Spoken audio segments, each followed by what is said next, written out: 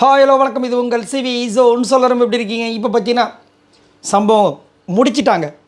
அதாவது big pass வந்து ஒரு முடிவில் தான் இருந்திருக்கார். நேற்றே அந்த சோஷியல் மீடியாவில் ஒரு போஸ்ட் போடும்போது டவுட் வந்துச்சு, அவர் பழி வாங்கணும் முடிவு பண்ணிட்டாரு அப்படின்ட்டு. ஸோ வச்சு செஞ்சுட்டார்.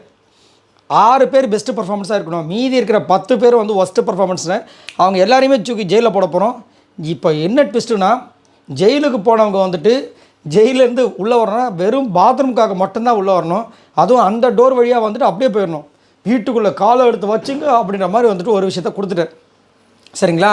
இப்போ என்னென்னா 6 பெஸ்ட்டு பர்ஃபார்மன்ஸ் ஓகே, ஏன்னா வின்னிங் டீமில் தான் வருவாங்க தெரியும். சரிங்களா? அதில் வந்து யார் யார் வந்திருக்காங்கன்னா, பிரஜன் ஓகே சூப்பர், கனி நான் தான் ஆல்ரெடி சொல்லியிருந்தேன், கனி ரொம்ப நல்லா பண்ணியிருந்தாங்கன்னு. விக்ரம் மெயினே அவர் தான் நிறைய ஐடியாஸ்லாம் கொடுத்தாரு. ஓகே 3 பேர் அடித்தா. அதுக்கப்புறம் காமெடி என்னென்னா, அரோரா அந்த டீமில் அரோரா வந்திருக்காங்க. இது நோட் பண்ணி பாருங்கள். அரோராவை விட அவங்க டீம்லேயே வச்சு பார்த்தா திவ்யா நல்லா பண்ணாங்க.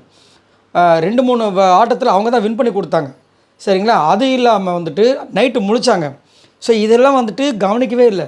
அமித்தை பாருங்கள், அமித்தால் தான் பயந்துக்கிட்டு அந்த பக்கம் போய் இவங்க எடுக்கவே இல்லை. அமித் அங்கே குத்துக்கள் மாதிரி உட்காந்துருந்தார். இது இல்லாமல் கிச்சனும் வேலையும் பார்த்துருக்காரு. ஆனால் அவரை கண்டுக்காமல் என்ன பண்ணிட்டாங்க, அரோராவை சொல்லிட்டாங்க. செம்ம காண்டாயிடுச்சு. இதில் இன்னொரு ஹைலைட் தெரியுங்களா, இந்த பக்கம் வந்து விஜய் பார்வதி இருக்காங்க, கம்முருதீன் இருக்கார். கம்முருதீன் எவ்வளோ சூப்பராக பண்ணார்.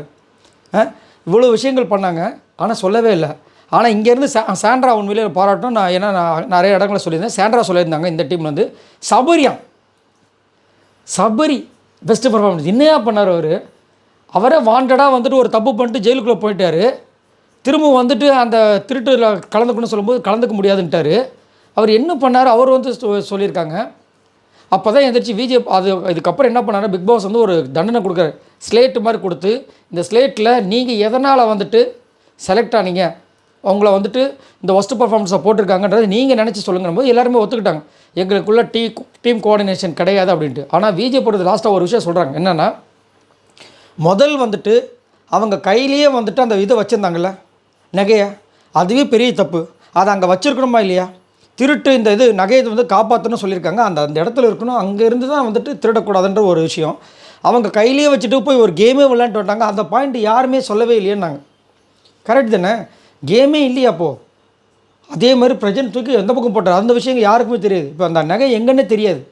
அதை வந்து சொல்லியிருக்கணும். இங்கே பிக் பாஸ் வந்து கூப்பிட்டு, சரி நகை எங்கே வச்சிங்களோ அங்கே எடுத்துகிட்டு வாங்க, அதானே உண்மை. அவங்க பாட்டு நகையை எடுத்துகிட்டு அதை போட்டு வச்சு போட்டு காணாமல் போயிட்டு, இல்லை மண்ணை தோண்டி பதிச்சிட்டாங்கன்னா பரவாயில்லையா? நகை வந்துட்டு அது தடையில்லாமல் அடிச்சிட்டா ஓகேவா, இல்லை நெருப்பு வச்சு கொளுத்திட்டா ஓகேவா? ஆனால் அந்த நகையை பற்றின விஷயத்தையே வந்து உடைக்கவே இல்லை. இப்போ அது வந்துட்டு தப்பு தானே, அதையும் சொல்லவே இல்லை யாரும். அது வந்து சரி எங்கே வச்சிங்கன்னு யாருமே கேட்கவில்லை. பாருங்கள் கொடுமையை பாருங்கள், யாருமே கேட்கவும் இல்லை.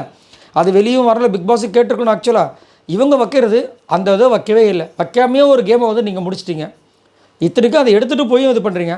இந்த டீமில் வந்துட்டு ஆக்டிங்க்கு நிறைய பேர் இருக்காங்க, அவங்களே வந்து அந்த டீம் போடுறீங்க அப்படின்றாங்க. அந்த மாதிரி விஷயங்கள் நிறைய பேசினாலும் ஒன்றும் பிரயோஜனம் கிடையாது.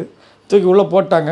கடைசியில் வந்து அவங்க உட்கார வச்சிட்டாங்க. இதில் என்ன கொடுமை தெரியுங்களா, விஜய் பார்வதி பக்கம் ஒரு பக்கம், அமித்லாம் பாவங்க, ஒருத்தர் கூட சொல்லவே இல்லை. அமித்தை இப்படியே பிடிச்சிக்கிட்டு இருந்தார், குத்துக்கிழமை அவங்க உட்காந்தார், கிச்சன் வேலையை செஞ்சார்.